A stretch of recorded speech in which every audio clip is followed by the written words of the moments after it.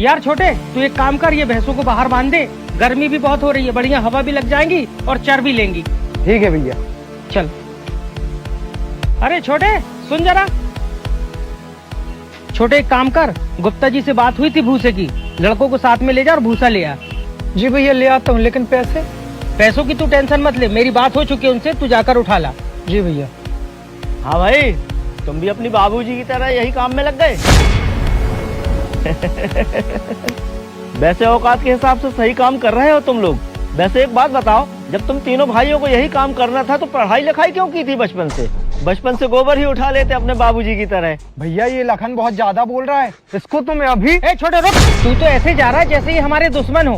देख तो ले, ये हमारा लखन है, अपना लखन। ये शहर में 5 साल रह के आया है ना, इसीलिए इसको शहर की हवा लग गई है। और भाई लखन, क्या हाल चाल है? अरे हालचाल तो मेरे बहुत अच्छे हैं। और भाई, हम लोगों को शहर जाकर कोई हवा नहीं लगी। हम दोनों भाइयों ने शहर जाकर बहुत मेहनत की है, तब जाकर इतने काबिल बने हैं। अगर हम भी तुम तीनों भाइयों की तरह गांव में रहते ना, तो हमें भी गोबर उठाना पड़ता तुम्हारी तरह। देख भाई लखन, शहर तो हम भी जा सकते थे, शहर जाना कोई बड़ी बात तो है नहीं, लेकिन हमारे बाबूजी का कहना था शहर में जाकर 4 पैसे कमाने से अच्छा है गांव में रहकर 2 पैसे कमाओ। और दूसरी बात ये है कि हमारे बाबूजी 2 साल पहले ये दुनिया छोड़कर चले गए, तो उनके जाने के बाद ये सारा कारोबार हमने संभाल लिया। और वैसे भी बाबूजी की आखिरी ख्वाहिश भी यही थी। और भाई हम अपने काम में ना बहुत खुश हैं, हमें किसी की नसीहत की जरूरत नहीं है। तो समझ में आ गई ना लखन भैया आपको सारी बात? आइंदा से हमारा और हमारे काम का मजाक उड़ाने की कोई जरूरत नहीं है। अब एक बात बताओ, तुम्हारा और तुम्हारे काम का मजाक उड़ाने की क्या जरूरत है? तुम लोगों ने काम ही ऐसा पकड़ा है कि दुनिया तो मजाक उड़ाएगी। सही कह रहे हो भैया, इनके पैर तो देखो गोबर से सने हुए हैं। भैया गुप्ता जी ने भूसा की ट्राली भिजवा दी है, और कोई काम हो तो बताओ। नहीं, एक काम करो, ये जो गोबर पड़ा है ना, इसको ऊपर कर दो। ठीक है भैया, करवा देता हूँ।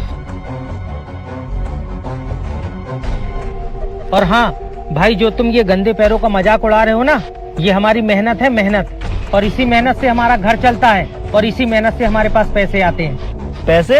अबे कितने पैसे कमा लेते हो तुम लोग? हमें देख, हम लोग शहर में काम करते हैं, मेरी 30,000 रुपए सैलरी है और मेरे छोटे भाई की 20,000 रुपए। हाँ तो शहर से गांव क्यों आ गए, वहीं रहते ना शहर में। अरे हम लोग तो इसलिए आ गए कि गांव के बाहर जो हाईवे है ना, वहाँ पर बहुत बड़ी फैक्ट्री लगने वाली है, और उसी फैक्ट्री के मैनेजर ने हमें फोन करके बुलाया है कि आप हमारे यहाँ काम करो, हम आपको 40,000 रुपए सैलरी देंगे। अरे भैया, आप क्यों इन गवारों के मुंह लग रहे हो? आपको मैनेजर से भी तो मिलने जाना था ना। हाँ ठीक है, मैं मैनेजर से मिलके आता हूँ, तू घर जा। चलो मैं भी चलता हूँ। ओए सुन तो। रुक, तू अपना काम कर।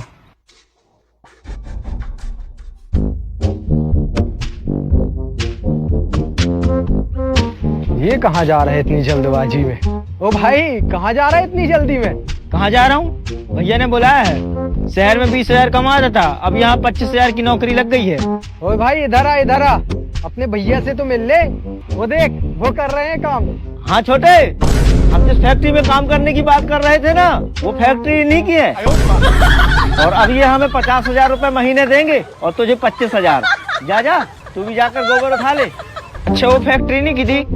बाबूजी माफ कर दो। अरे माफी वाली कोई बात नहीं है, बस एक बात याद रखना, गांव में रहकर भी बड़ा कारोबार किया जा सकता है। काम कोई छोटा बड़ा नहीं होता। पूरी 155 भैंसे बुलवाई है उस फैक्ट्री के लिए, दूध दही और घी की फैक्ट्री खोलेंगे। चलो जाओ, अब काम करो, पैसे वैसे की टेंशन मत लेना, चलो लग जाओ।哎呦我的妈！